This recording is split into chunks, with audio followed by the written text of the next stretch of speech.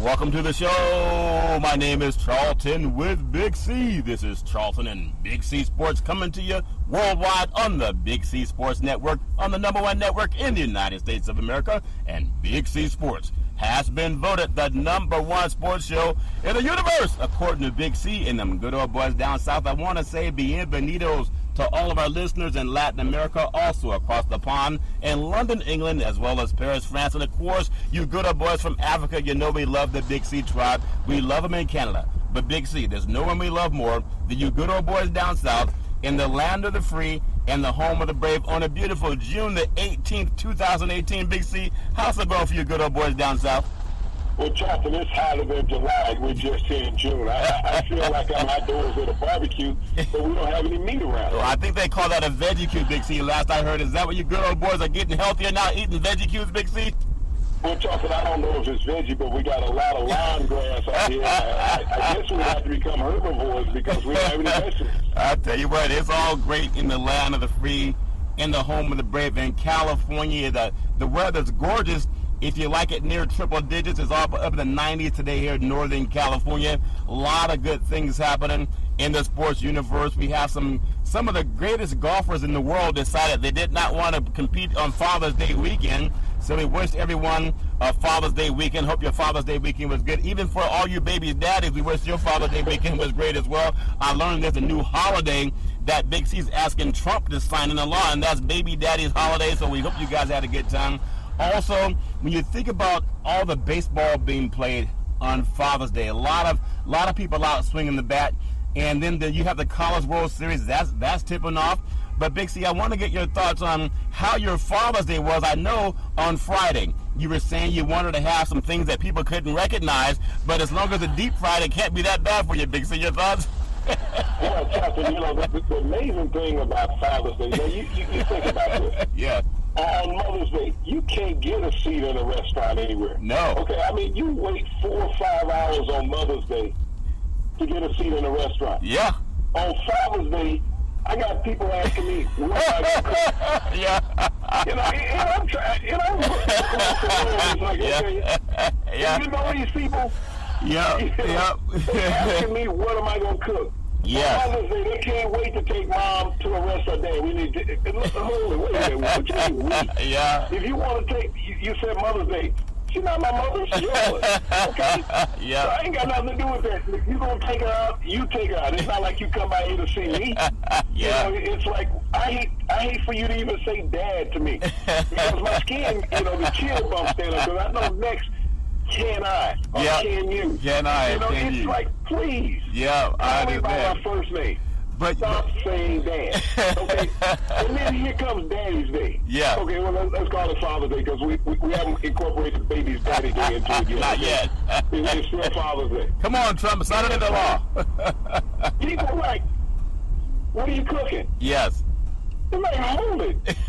You didn't say nothing to mom about, what we're going to eat. It's like, what am I cooking? Yep. Like, now I'm your servant. Yeah.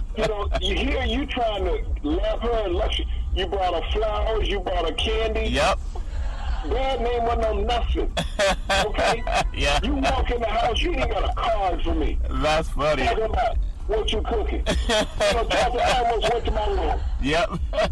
I think there's a commercial out there where, for the holidays, parents, Santa Claus, excuse me, I almost had a faux pas. Santa Claus brings everybody something nice, all the toys, the Xbox games for holidays, but then like mom and dad, they might just get a pair of socks. It's like, Santa, did you get my list too? But I want to know, you were saying how to cook the world's best steak, and we were talking about that last week, and I'm sure a lot of good old boys, even Martha Stewart was chiming into Big C Sports, and B. Smith chiming into Big C Sports, wondering, how does Big C cook his steak? Big C, can you elaborate on how you cook the Big C steak down south? Well, Charlton, I turned this grill on I have outside. Yes. 30,000 BTUs. It's only about cooking steaks off. Yes. That's it. I mean, I fry some fish up there every now and then. I throw that grease over there, boy. That fish is floating in no time. Look like Julio Jones up there in that fish. Yep. But, we get that grill. It's red hot. Yes. I'm serious, Charlton. You toss it up, but all you hear is sear. Yeah. And you really don't even get a lot of smoke. Yes. Because it's burning at such a high temperature, Charlton. It's burning the smoke away. Yeah.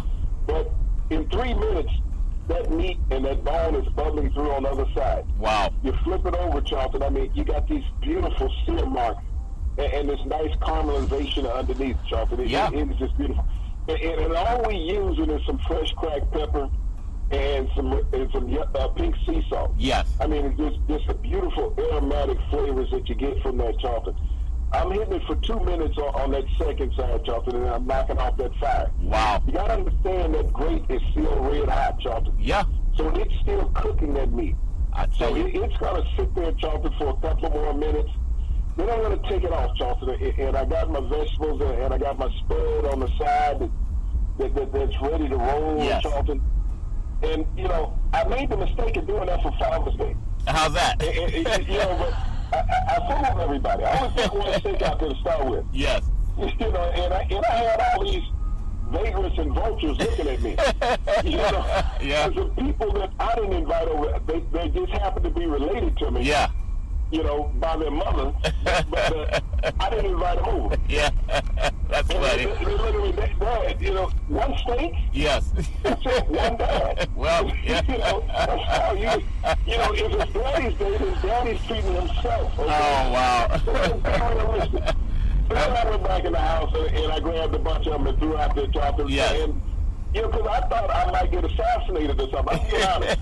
Yeah. You know, I said, you guys are related to me. You know, I followed you. Yes. And now here it is, you're looking at me with daggers and stuff because I got one steak, one knife, and one fork. That's funny. Just sometimes you just got to bring more for the guests. I do want to say today's segment is sponsored by your Northern California Cadillac dealers, home of the all-new Cadillac Escalade, the standard of the world. And when you go by and test drive yours, tell them Charlton and Big C sent you. I think for a Father's Day, it was great. I had a lot of meat, a lot of red meat. You know, I love it. I love it when it's seared brown on the outside and you open it up and it's pink on the inside. It has that vibranium glaze on it that tastes so good.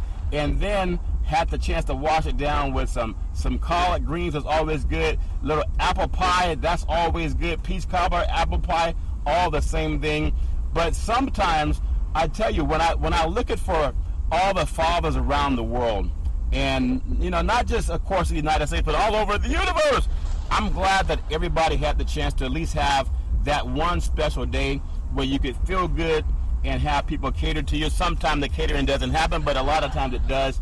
And so for all, even of the surrogate parents, sometimes you're taking care of kids that are not your biological children, but you are that father role for them. And I just want to say thank you for all the people who are making a difference in young people's lives. Big C, something just struck my mind though. With Father's Day weekend, I wanna touch on something that we talk about as parents, and I saw all of it rehashed again on CNN News.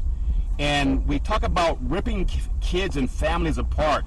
How we say America is in God we trust, and we have, you know, in God we trust on every dollar bill. And I want to just throw some respect to George Bush and Laura Bush, and they came out and said how they're against this ripping kids apart, trying to take them away from their families for political gain. And I know Trump has his own thoughts, but even the First Lady came out and said she disapproves of what Trump is doing, and she knows she may be risking, you know, staying married. You know, he likes to trade in wives like Cadillacs, Big C. But even to have his own spouse, the First Lady, say this is not right and it's not humane, Big C. And a lot of even the ex-presidents, former presidents are speaking out against that. What happened to the heart of the White House not wanting to rip people from their families, Big C? Your thoughts? Well, Trump, and I think it was just a little over a month ago that the current First Lady came out with her platform about bullying. Best. Yeah. Okay? Yeah. Stop the bullying of children. Yep. Okay, now this is the First Lady's platform. Yes. Stop the bullying of children. She's married to the biggest bully in the damn world, Trump. Yeah. Let's be realistic about this. What is this? This is bullying of families. Yeah. Well, when you talk about bullying of children, you have taken these children from the only thing and person that they know, Charlton. Yeah. You have destroyed their social mental and structural life, Charlton. Yep. You have taken them and incarcerated them like they're criminals. We're talking about infants still on bottles, Charlton. Yeah. We're talking about toddlers. We're talking about young children. Yep. Not even teenagers, Charlton. No. This is what our presidential outlook is. Yeah. Is that it's okay to destroy people. And so when he said, you know, the first lady says, we have to stop bullying, I wonder if she turns over to the person that she's allegedly sleeping with at night and says this to him. Yeah. You need to stop this. I mean, there has to be some sanity at some point in the White House. Yeah. And I don't care what culture people are or what nationality or what nation they come from, Charlton. We saw this with the Native American children. This is what happened to the Native American children. Yeah. When they were put on reservations. They ripped most of those children away from their parents, Charlton. Yeah. Because, let me give you a sports equation. It's like the Negro League, Charlton. Yeah. When you took the young away from that league, they no longer had the replenishing power, okay, Charlton? So they couldn't replenish themselves. But you are taking away, in modern time, America and the world, Charlton, Yeah. children from their parents. I don't even care if you're part of his base. You can't even say that that's right and correct. No, and that's barbaric. you can't do that. Archaic. Yeah. That you're sitting there and you're taking children away from their parents. You think about our American society, Charlton. We have parents that are on drugs in America. Yeah. And they don't take their children away from them. No, they don't. They're abusing their children. They don't take their children away from them. I mean, if you look at social services in America, and look how many children that come to school neglected, abused, and they get sent back home every day to their parents. Yeah. These children weren't being abused by their parents, Charlton.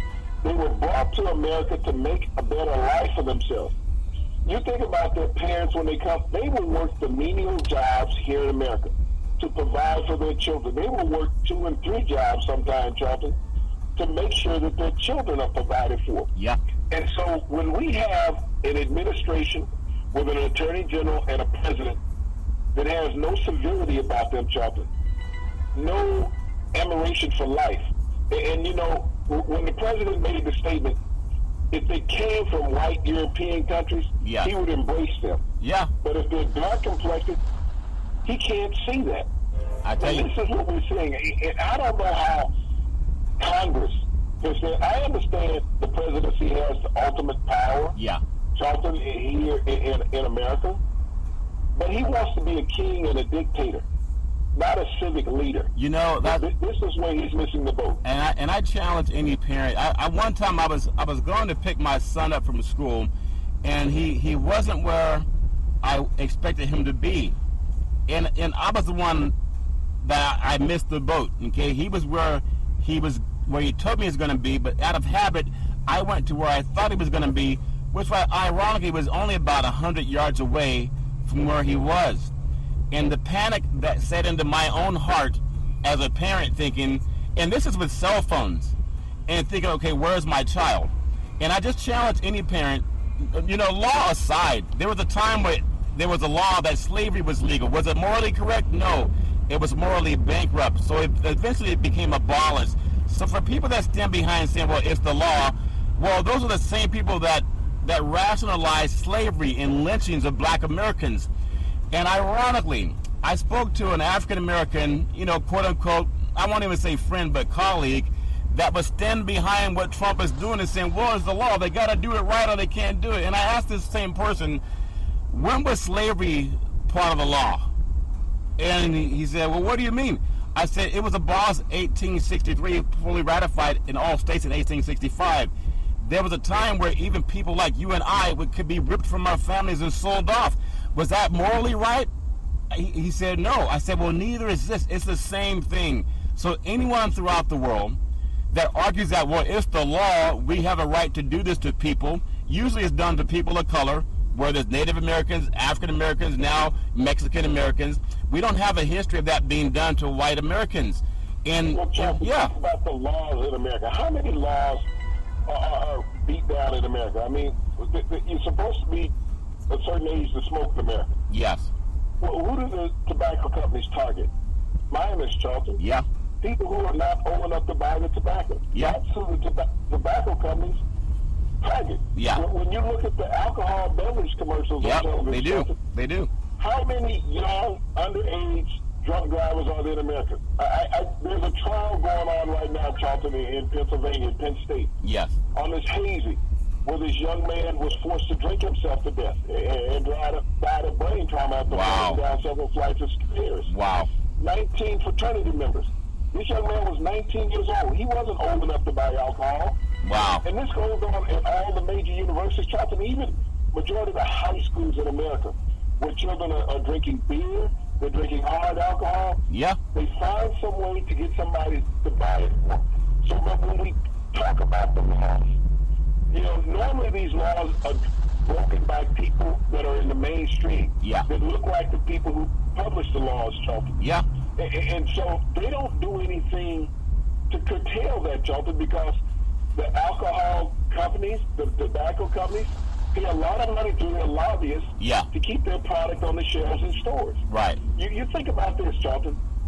If every time an underage drinker was caught and they pointed out the place where they bought their alcohol, and that person's alcohol license would be abolished. Yes. Now that's the law, isn't it? Yeah. But no, they're not going to happen. That's not going to happen. Why? It costs too many people money. Is what it does. It does. But when we look at these families being ripped apart, Charlton, and people want to cry, it's the law.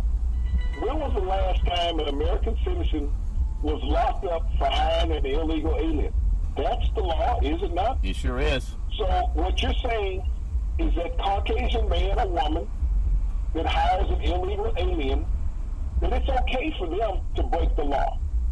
Think about that. As long as that person looks like you, they can break the law. Because, Charlton, I've driven up and down the freeway, and I've seen fields of migrant workers, I'm going to say, that look like they are Hispanic descent. Yeah. Those fields are owned by a Caucasian gentleman or woman. Yeah. Okay? Yeah. And how many people know that whether they were documented or not? But, when they do call out the Customs Service, Charlton, to go after these people, they would normally call them around payday. Yeah. Okay? Close to payday, when they didn't have to pay them. And so all these people would start running. Yeah. Now, you knew that these people were illegal, all right? And they say that it's illegal to hire these people. That's the law, okay? How many of these farmers were arrested for hiring illegal aliens, breaking the law? Yeah. None, Charlton.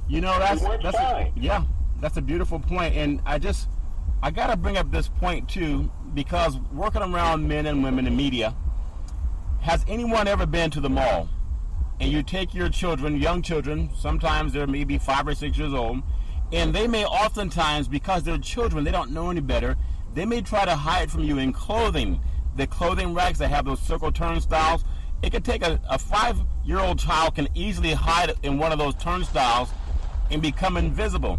I want to ask every parent who's ever been in that situation, that terror that goes through your heart, even though they're in a mall that has cameras and security, that terror that goes through your heart, because you don't know if you're going to see them again. And unfortunately, there have been people who haven't seen their children again for whatever reason. But when you have, I'm just wondering, I have yet to find the person that really thought about it being their child. It's okay if it's somebody else's child for people to say they can rationalize it. But imagine going home and your child's not there, or going to your babysitter and your child's not there. Law or not, Steve Bannon doesn't have a heart. We know that. So when he stands up there, he and Giuliani and Trump, and they try to justify it, if any one of their grandchildren, where they went to go pick them up at whatever place they're supposed to pick them up for the parents, if those grandchildren were missing, you can't tell me that terror would not strike their hearts. But they're doing it intentionally to other people of color because of some political reason. And I just think, what kind of country are we to do that? I just don't think it's right. And I'm so proud of President Bush. He was maligned a lot by media. But for Laura Bush, who's always been an elegant first lady, who's always represented this country proud, and we know the late former Barbara Bush, how she's just like a paragon of virtue. And we realize how great they were. And then Michelle Obama, how we realize sometimes you don't realize how great something is until it's gone. But I just hope that obviously we got to vote. And if for anyone who voted for this, when it's your child next time or one of your grandchildren, remember, you earned it, Big C. Your thoughts? Well, it's so true. Well, I said you punish those least punished. And we're having a little bit of trouble with your microphone, Big C. We're going to try to turn it up real quick here, but go right ahead, sir. Jonathan, you're punishing those who can least afford to be punished. And you're rewarding those who have made it all, okay? Yeah. As I say, the employers throughout America who have hired illegal immigrants, regardless of the country that they're from, Jonathan. Yeah. Whether they're from Europe, whether they're from an Asian country, whether they're from a Latin American country. Yeah. They're being hired by American citizens. And you're telling American citizens it's okay for them to break the law. Yep. That it's okay for you to do things that are illegal because many people in the White House have done that, Jonathan. Yeah. They have broken the laws and done things illegal. We're seeing that more and more. So to deflect from what they do, they punish those others. And when we look at children, I mean, children are so important throughout the world, and regardless of the culture, Jonathan. Yes. There are innocent victims here. They haven't done anything wrong. No. They followed their parents because that's all they know is that parent, Jonathan. Yeah. And so they're doing what the parents advised them to do, Jonathan. Come with me. Or some of them couldn't even walk, Jonathan. They were being carried. Yeah. But as an American citizen, you know, you have to be realistic as a person. Yes. Forget your political stance as a person. And you spoke it so well.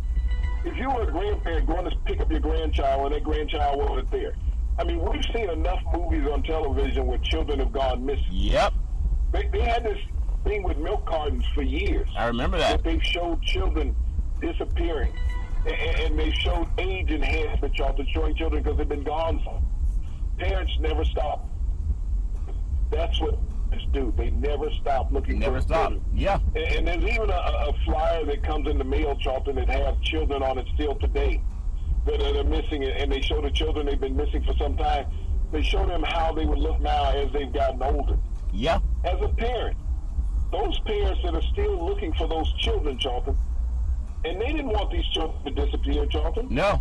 And here's the government being a criminal. Yeah. Our government here in the U.S. actually is being a criminal. They are kidnapping children because let's go back to the late, great Jack Johnson. Yes. First African-American heavyweight fighter in the world. When you transport a person across state line without their will, that's a Mann Act. Yeah. The U.S. government went after him because he transported his wife, who was white at the time, across a border of a state, saying it was a Mann Act. So because he took her without her will. Now, she was his wife, so his wife, whatever she did was voluntarily. Yes. You know, at that time. But here it is, our U.S. government is committing a Mann Act every day. When you're taking these children across the state line from where their parents are and housing them in another state, regardless of the housing conditions, and we know in Texas, they're talking about putting them in a tent. That's horrible. Yeah. It's 100 degrees down there. That's deplorable conditions for an animal. Yep. You would not put your dog outside in a tent in 100-degree weather. I don't even care if you got air conditioning in there. Yeah. But you wouldn't put your dog outside in 100-degree weather in Texas and saying that's how you're housing them. So our United States government every day is committing a Mann Act. Jeff Sessions is committing a criminal act. Donald Trump is committing a criminal act. Yeah. And this is the people that we've elected. Excuse me. No, I didn't let. No, get it right. Elected yeah. to run our country. And so I just want to close out by just saying for all of the people, you know, those kids have Father's Day too. They celebrated Father's Day because they want to be as American as anybody that came from Europe or Canada or anywhere around this great country. We know African Americans were brought here, ancestry against their will, but after being freed, then we did, by the 13th Amendment, we did what we can to assimilate to American culture. But for the people that still argue, well, it's the law, and I love CNN, Don Lemon and Chris Cuomo, they speak so elegantly because they put on both sides of the totem pole, Democrat and Republican. They can all hash out their own reasons. But I ask any decent, God-fearing person, and when I saw Sessions talk about the Bible, and he tried to use the Bible to talk about law and order, love thy neighbors also in the Bible, love thy neighbor as you love thyself. But I just want to ask anyone, as heaven doing to you. So for any person that stands there, and you have children and grandchildren perhaps, so when you stand there and you say, yeah, it's the law, just remember that if your child ever comes up missing, or one of your grandchildren, the ones you can't wait to see and hug for the holidays, or on the weekend, and they say grandma, grandpa, and you can't wait to take them to a ball game or a movie, remember, when you take them out to that park, and you can't find them because somebody takes them, and you say, well, it's okay because, we have a nation of law and law enforcement will find them. Remember, if that ever happens to you like it's happened to some other people, the horror that goes through your heart, and you condone that happening to other people just because of their skin color, and that's a fact. And if you are that kind of person, just look at your grandkids the next time you take them someplace and turn a blind eye. And if you ever have to go through that, remember, you consented to it. And I think it's egregious, and it's a painful thing that we're celebrating Father's Day when some fathers are saying, please, where are my children? Big C, I'll let you finish up on that thought. Well, Charlton, it's horrific. You think about, we're supposed to be the leaders of the free world. Yeah. And yet we have stooped to the lowest of the free world. Yeah. When we think about, countries like Syria. Yeah. Where, here it is, he's bombing and killing his own people. We're basically doing the same thing to other people. Yes. And the U.S. government knows that we're following, they're following laws in the country, starting when they commit these atrocities. Yes. We become a country in how we're treating people. Yeah. I mean, and Big C, we're still having a little bit of trouble with your microphone. We're going to try to get that worked out, but I know we'll get that taken care of technically. But go right ahead, sir. Charlton, you don't have to like every culture of people. No. All you have to do is be compassionate as a person. Yeah. And look at yourself in the mirror and say, how do I want to be treated? Yes. If I'm in another country, if I go to Europe, I go to Australia, I go to South America, I go to China, how do I want to be treated? Yeah. Would I want, when I arrived in this country, for someone to take my children and say, when you get ready to leave this country, we'll give your children back? Yeah. Think about that. We'll give them back because we don't know what your intents are about coming here. You say you're on vacation, but we're not sure that you're going to stay forever. But to make sure that you're going to leave on time, we're going to hold your children as collateral. You know what? Okay? Yeah. How would you feel? And they just said we're holding them as collateral. We're not going to let you know where they are. We're not going to let you speak to them. But when you get ready to go, you give us a call, and we'll have them at the point of exit. Yeah. And so for everybody who thinks that's good because you stand by Bannon or you stand with Giuliani or Jeff Sessions, they have grandkids too. And I just want them to keep that in mind. They are giving consent because not everybody plays by the law when you talk about taking people. There are companies that offer, kidnap insurance. They have their own ancestry. They have their own children and grandchildren. And I'm sure that the parents of those children, when they hear their own flesh and blood saying it's okay to take people, just keep that in mind. There are people who don't play by the rules, and you're giving them consent to have the same heart you have. I do want to say that sports is a billion-dollar industry, and girls and boys sports is the foundation to this billion-dollar industry. And for every athletic and sporting event, you need athletic and event insurance. We work with Ben and Mark. They've been around half a century. They work with Big C Sports. Whether you're a pro team, a collegiate team, a high school team, or your mom and pop soccer league, when you reach out to them, let them know Big C sent you at 800-772-8624. That's 800-772-8624. Big C, one of the things I love about the sports business, and we see the World Cup, obviously it just unites the world. It's just bizarre that it's in Russia because we know that Putin is not the most egalitarian of people in the world, but they've landed it anyway. But there was an earthquake in Mexico yesterday that measured at the Geological Center after Mexico upset Germany. I think it was a 1-0 victory in the World Cup. So that was an upset.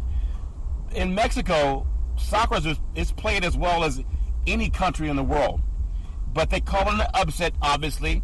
But for the people of Mexico, and again, California, half of it is Spanish speaking. And when so many people come from Mexico to California to call it home, and talking with many Spanish speaking friends and also in media, they're terrified, because even if you have what they call legal documentation, there are people who don't know you have legal documentation until they racially profile you, and then they hold you, and then they go through their checks and balances. It's not happening to Europeans, though. They're not being held to see if they're here legally. Now, a lot of my friends from Mexico, they have European friends who are also not here legally. But no one's asking them for their records and their proof. And that's a fact. And when you have something that happened in Mexico that's, obviously we had some damage going on in the city, and some tragedies happened too. What does that do to bring that country together to deal with that? It's a natural disaster, but they look to their soccer team to bring that whole country together. Not that sports is everything, but there are a lot of people, Big C, they can turn to sports to ease some of their pain as they try to get back on their feet. Big C, your thoughts? Well, Charlton, really what happened with the seismic event that occurred in Mexico yesterday is because this is a uniform country when it comes to soccer. Yes. That earthquake actually came from all the people moving simultaneously in Mexico. Oh, really? That's what set off the seismic event. Wow. In Mexico. Wow. Is that the whole country was moving at the same time, jumping up and down, yelling and screaming, that it created a seismic event in Mexico. So it was a human-made earthquake, technically, wow, in Mexico. When you think about the scope and size of this Mexico victory yesterday, Charlton, against Germany. Yes. Germany was one of the 3 favorite teams in the tournament. Yeah. And to have Mexico go in there and pull out this victory, you think about games when they played in Azteca Stadium down in Mexico, and they draw well over 100,000. Oh, easily. In the big games down in Azteca Stadium, Charlton. But when you have an entire country that feels the emotion of one, and that team is the heartbeat for the country of Mexico.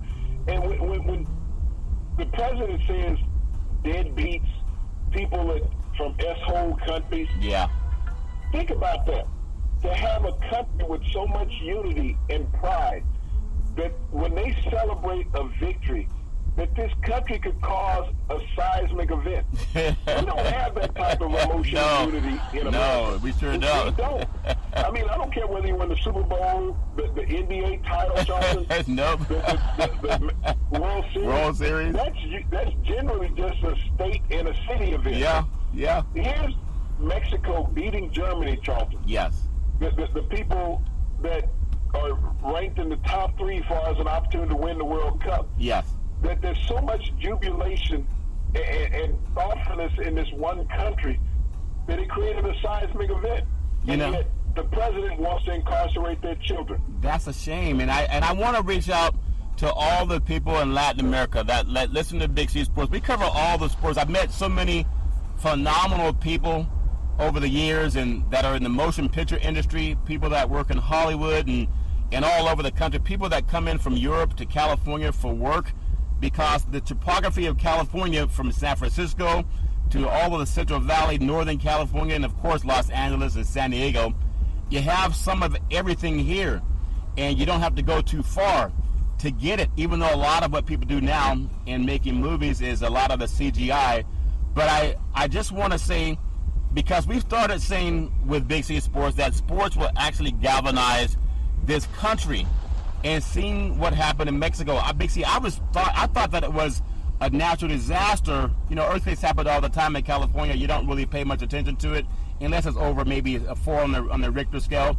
But to hear that type of, I guess you could call national pride in a sport, they I just want to show this to people. We talk about God all the time, and God we trust on the American dollar. So people that say we can't talk about religions on a sports or entertainment show, well, every time you pull that dollar out of your wallet, it says, in God we trust. So you can use God so you can talk about it. But church and religion doesn't unite the country, not the United States or Mexico, the way a sporting event does. And we know that churches are segregated around this beautiful country of ours. But for the people of Mexico, I can speak for Big C Sports. I can't speak for all the other sports shows that say nothing. Is if they get on and they talk about who won the World Cup or who won this game or that round or who won a baseball game or who's going to be drafted first in the NBA or the NFL. But there's hardly any sports show outside of Big C Sports that will have some heart, because we're human and we have feelings too. And because I know of people from Mexico, I don't want to be that kind of sportscaster that gets on a show knowing that people are having their hearts ripped out and they're worried about their loved ones behind our government and act like it doesn't exist. The Yankees 7, the Red Sox 5, the A's 4, and the Angels 3. Giants 7, Dodgers 5. That to me is heartless broadcast. And I want you advertisers and also you listeners of sports teams and sports programs, when you listen to your favorite sports programs all over the world, in fact, all over the universe, if they are so disheartened that they can't even mention the fact that what's happening is wrong because more people tune into sports than they do to news. And that's a fact. So sometimes, Big C, the only way they'll know this is going on is when they follow a program like Big C Sports, because the other programs, they say, well, we can't touch that. You know, they're not white kids coming up missing, so we can't really go into it. Big C, does that make any sense? We cover a school shooting, which is horrible because people lose lives, and that even makes breaking news on a sports program. But why are kids being ripped out of their communities not part of our sports diaspora, Big C? Your thoughts? Well, Charlton, you never know what's going to happen in the future with these children. How significant will they be in the building of societies? Anything, Charlton. Yeah. When we look at our Hispanic politicians, Charlton, where did their parents come from? I mean, you look at Marco Rubio down in Florida. His parents were Cuban immigrants, Charlton. They sure were.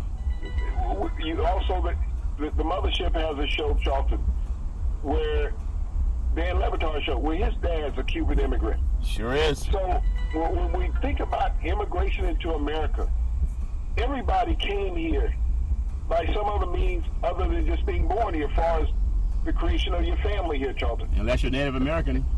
And so look at the Statue of Liberty, what it says.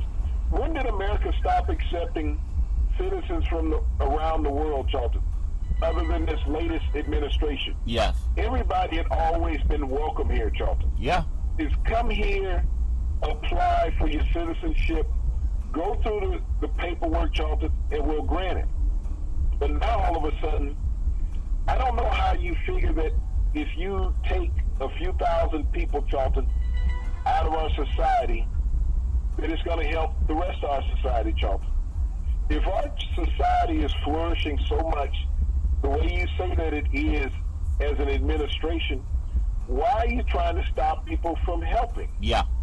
These people are not coming here looking for a handout. No. They're looking for an opportunity to put their hands on something to help themselves, Charlton. I agree. That's what they want to do. They don't want to be looked on as somebody who is looking for somebody to just take care of them. They will take care of their own. They will work the jobs that Americans won't work. Yeah. That's the thing you have to understand. There's so much alleged pride in Americans is they won't demean themselves to work certain jobs. They don't want to work in hotels, in the laundry room, Yeah. making the beds, Charlton. They don't want to work in the produce fields, picking the produce that you buy in the grocery store, Charlton. They don't want to work, in these menial jobs. Yes. But these people, Charlton, coming here from these foreign countries are willing to work because that's work they did back home, or it's an upgrade on some of the work they did back home. Yeah. I tell you what. Yeah. We have American citizens who won't stand in line to take these jobs, Charlton, because they pay minimum wage. And our Americans would rather be on social service saying, well, I can't support myself on minimum wage, so I'll just get on welfare, Section 8 housing and food stamps. But these people will claim to be productive citizens, Charlton. You think about it, they pay taxes on the money that they earn. When you're on social services, you're not paying taxes. Yes. So who is the more productive person in America? Yeah, I think about that. I was talking to a former NBA basketball coach today and an announcer. He's been it for years, just one of the best in the business. And we were talking about athletes and how money has changed. And he was telling me, and I won't mention the athlete's name, not to embarrass anybody, but he mentioned that there was an athlete that said he couldn't live on $1 million, that it was not enough money. Now, today you can sit the bench on an NBA team. It's not an indictment against the NBA. It's an indictment against reality. There's a player that thought that he could not live on $1 million because we hear how so many players are making $4, $5, $6, $10, $20 million a year. And he told this young man, if you can't make it on $1 million, how can you make it on $5 million? Because some guys say, well, I want to hold out till I get more money because that guy on the other team playing the same spot I'm playing is making $5 or $10 million. And I asked him just some advice on what to say to young people. Again, this isn't in the backdrop of people of Mexican descent having their children ripped apart from our government. Now, we love America, but it doesn't mean you tacitly consent to anything that's not humane. And to have even some players so jaded, and that's why I say you don't hear the sports shows talk like Big C Sports, where they tell you what's going on in the world, not just who won the game, where some players think they can't live on less than $1 million a year, and then you have people being ripped apart, and their families are trying to come here from a place where they may make $3 or $4 a day, and it just seems like they don't talk about it because they're not informed about it. That's why I love what we do on Big C Sports. It's for everybody, not just America, but throughout the world. So, Big C, I just wanted you to follow up on that. What do we say to the people that think, $1 million is not enough? You're saying there are people that won't take some of the jobs that we have people that come in and work in labor and produce take. Big C, your thoughts? Well, Charlton, in all sports now, the leagues have said that a minimal amount is not enough. That $1 million is across the board in all these major league sports when they're talking about giving out $100 million quarterbacks, contracts, and even up to $200 million contracts in some sports. Yeah. But when you look at the NBA and the max contract in the NBA, I believe is $227 million over like 5 years. Wow. You think about that kind of money. That one player can command that type of money over 5 years. And so I understand what the players say, well, I can't make it on $1 million. Wow. But you have to question yourself as a person. What is your needs? What is your desires? Yeah. There are needs and wants, okay? What do you need to survive? What do you want to survive? Yeah. That's what it comes down to, Charlton. But it sets a bad precedence for the youth. And I think that's what's jaded so many youth. I got to make it. I got to make it because if I don't make it, I'm not going to have anything. Yeah. And we see so many athletes buying the things that they don't need, that they feel that they need to show other people. Yeah.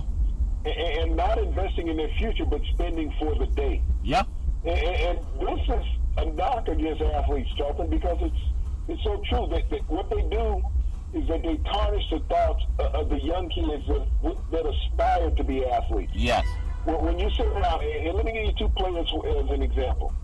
Marshawn Lynch, formerly of the Buffalo Bills, Seattle Seahawks, and now with the Oakland Raiders. Yeah. Rob Gronkowski of the New England Patriots. Marshawn Lynch has been in the NFL over a decade. Yes. Okay? Think about that. Over a decade in the NFL. Rob Gronkowski has been around about 7 years. Yep. Both of these players played in the Pac-12 conference at the University of Arizona and the University of Cal. Yes. Neither one of these players, Charlton, has spent any of their NFL paychecks. They are both living off endorsements. Wow. This is what they're living off of, Charleston. Endorsements since they've been in the league. Yeah. You think about the amount of money that Marshawn Lynch has earned as an NFL player, all-pro running back. Yep. You think about the money that Rob Gronkowski has earned as an NFL player, an all-pro tight end. Both of these players have won Super Bowls, Charlton. Yeah. Both of these players live off of endorsement money. And so when I hear players saying that I can't live off of $1 million a year, that's two NFL players, Charlton, that has never spent any of their NFL paychecks. Yeah. And both of these players earn multi-million-dollar contracts per year. Yeah. Rob Gronkowski, one of the highest-paid tight ends. Marshawn Lynch, when he was with Seattle, was one of the highest-paid running backs in the league. Yeah. These players were looking at their future and beyond, Charlton, beyond the game. They knew what they needed to live comfortably. Yes. And they could do that off the endorsement money that they were making. Now, they make a decent amount of endorsement money. But to not have to spend your paychecks, you get 16 of them a year. Yeah. And you don't have to play with any of those, Charlton. They can live off the money that they make in preseason and the money that they make in the playoffs. Yeah. But the regular season money, Charlton, they don't touch. So these are players that are living within their means. Let me ask not you. living in excess, Charlton. Let me ask you this question, Big C. Being up here in Northern California, there's so many great sporting events.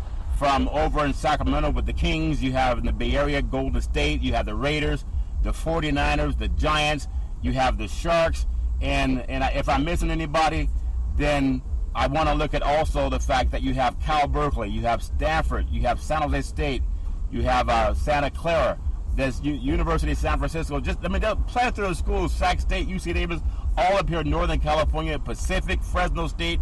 That's just in the north part alone, and several others.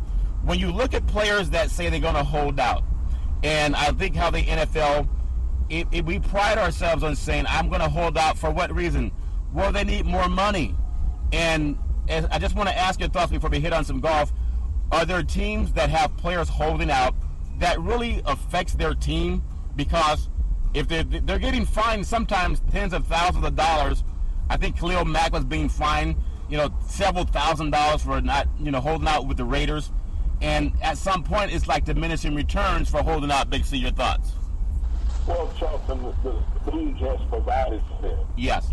Well, it gets to the point the player holds out, they will end it.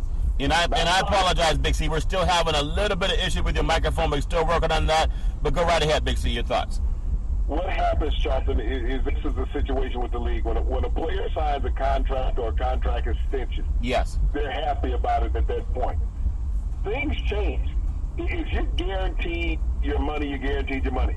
The player, if they're as good as what they think they are, I don't think just play on a 1 year no option deal. Right. That's all they have to do. But we have players saying that I want a long-term deal. Yeah. I want to know that I got money out over time. Yeah. I don't want to take it that every year that I may have a bad year, now my negotiation power is gone. Yes. We see that with Le'Veon Bell, that whether the Steelers keep franchise tagging him and paying him market value, he wants a long-term deal based on market value. Yes. But they keep saying that players, will diminish, and so they don't want to pay them long-term contracts unless you're a white quarterback. Yeah. And regardless of how bad you get, you're still worth the money. And we talked about it in our show last week. But only 12 first-round draft picks at quarterback have won a Super Bowl. Yeah. And there's been 52. Yeah. But only 12 first-round draft pick quarterbacks have won a Super Bowl. Yeah. So when they talk about these franchise players, giving them this guaranteed money, giving them contracts that nobody's ever heard of. Yes. And everyone, you think about Kirk Cousins just got your cousin. Just got this contract, guaranteed $85 million. Yeah.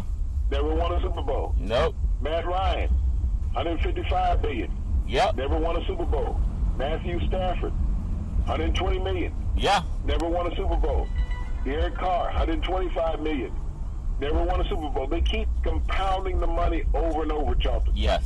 So when these other players look and say, I can't make it on $1 million, you got guys making $1 million a game, if not more. Yeah. I want some of that. And so it's come down Big C. to that wide-eye thing, Charlton, that players are looking at. Yeah. Is that my eyes are wide because you're paying these other players. Yeah. They're not worth it. I'm not worth it. But you're giving it to them. Well, I'll take I'll take the $1 million to be if they're giving it up. Hey, we can pray for it because on every dollar bill it says "In God We Trust." So maybe we got to pray to God more for a $100 million contract. It wouldn't be the first time they gave it out to somebody. Big C. I do want to touch on a little bit of what happened with the golf over the weekend. You know, obviously Tiger missed the cut, and a lot of people, you know, Mickelson played in it, but he tried to miss the cut when he was dropping the ball. I think it was on the 13, and he tried to hit the ball before it finished rolling. Maybe he forgot that he was on camera, and I want to get your thoughts. Did he have a meltdown, or was his heart not in it? We know with the golf course is on burial ground. A lot of protests were happening that the networks tried not to cover too much, but there was a lot of protests in that, and I think ultimately, I think some players felt uncomfortable because it was getting the exposure of it. And I just wonder what happened to Phil Mickelson, one of the world's best golfers. We know he's won Masters. He's won several maiden tournaments. Obviously, one of the crowd favorite. Did he just lose it a little bit in the U.S. Open? Or was it calculated? I don't understand what happened, Big C. Your thoughts? Well, you know, if you look at the U.S. Open, it has evaded Phil Mickelson throughout his career. It's been his kryptonite when it comes to the tournaments. Yeah. So you can see the frustration in Phil. Yeah. And he had hit this putt based on the slickness of the greens. Yeah. This putt wasn't going to stop until it left the greens, and Phil knew that. Yeah. So he did a little giddy up on the other side of the putt. Like they couldn't see him. Phil was knowledgeable. He's not a naive young guy. Yeah. Social media made this worse than what it was. Yeah. Phil knew by hitting the ball, Charlton, while it was in motion, he would get a two-stroke penalty. Yes. He was already at 7, Charlton. Yeah. Okay, so he knew that. Yeah. He said he didn't know his score, but he knew he was at 7 strokes already. Yes. So he took the two-stroke penalty, Charlton, and then he knocked it in with a short putt after that to give him a 10 on the hole. Yes. Social media went apoplectic. Yeah. Saying he should be disqualified. But this shows you how stupid people are on social media. Yeah. It's a two-stroke penalty. Sure is. Phil is the professional. Yep. He knew what the penalty was. Yeah. For striking a ball that was in motion. Yep. All the people on social media saying he should be disqualified. Phil was just trying to save the hole and move on to the next one. Yes. The media made it bigger than what it was. He explained to them, and I hate this word, is disrespect. Right. Okay? Do you think you disrespected the PGA or the game of golf? No. Hell no, I didn't disrespect it. I was trying to save my butt. That's what he was trying to do. Yeah. But, you know, that's a loose term that's used so much in American society. Yes. Did you disrespect the president and attorney general right now are disrespecting people? Yeah. Separating parents. This was a golf match. Yep. That Phil Mickelson had no chance of winning. Well, you look at that. If Lefty was in the hunt, Yeah. nobody would have said disrespect. I agree very much. And you had 10 of the top 20 golfers in the world that did not even make the cut. And then here you go, Brooks winning it. And, DJ Johnson was right there for the most part on the final hole on the final day. And then he had a couple of bogeys that he hit and wasn't able to play the way that he played most of the tournament, considered the world's, number 1 ranked golfer this time. But your thoughts on Brooks winning? He kind of earned it because he had to come from behind to get it done. Big C, your thoughts on the tournament? Brooks Koepka won the tournament, Charlton, and he won it on an amazing shot. You think about it, when on that 18th hole, Charlton, when he drove the green and went over, Charlton, and the ball ricocheted off the grandstand. Yeah.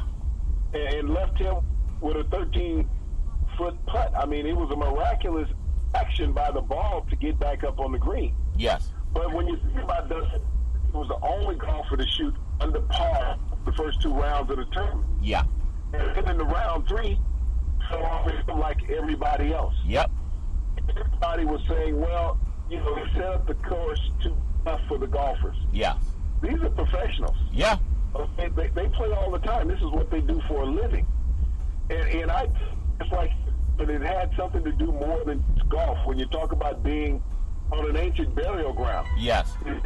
There were some things that are occurring with balls, Charlton, that just don't happen. I tell you. And understand the Native Americans' ties with their ancestry, Charlton. Yep. Spirit. Yeah.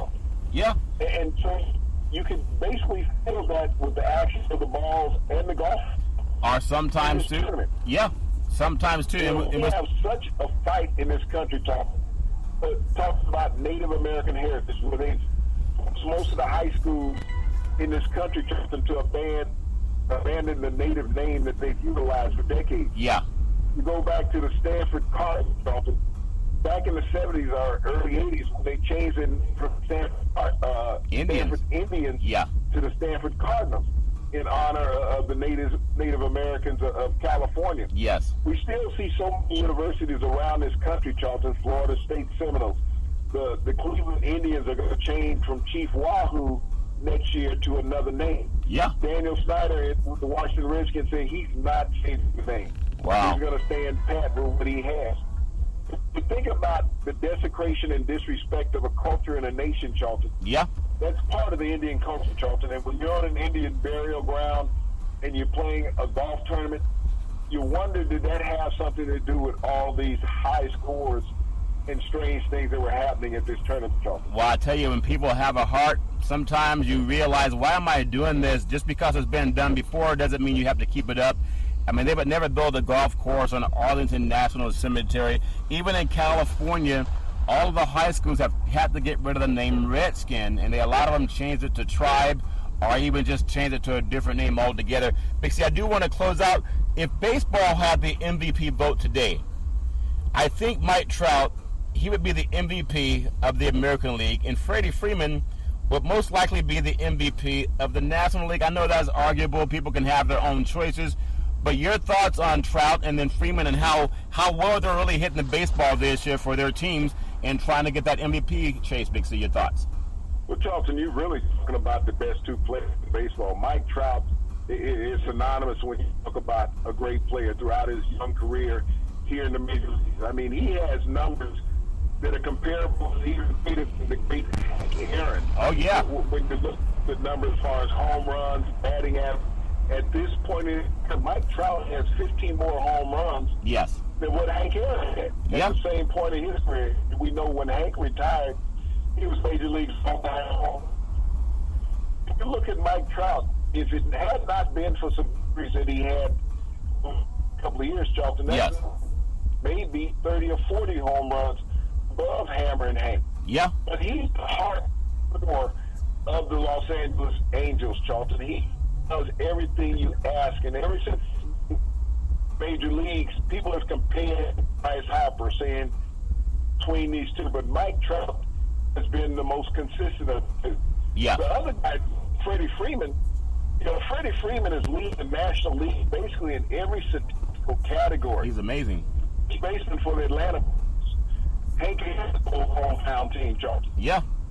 Look at Freddie. Runs, batting average. Yes. Just like Mike Trout. You have to find a way, Charlton. And the Washington Nationals were the team that were favored. Yes. In that division.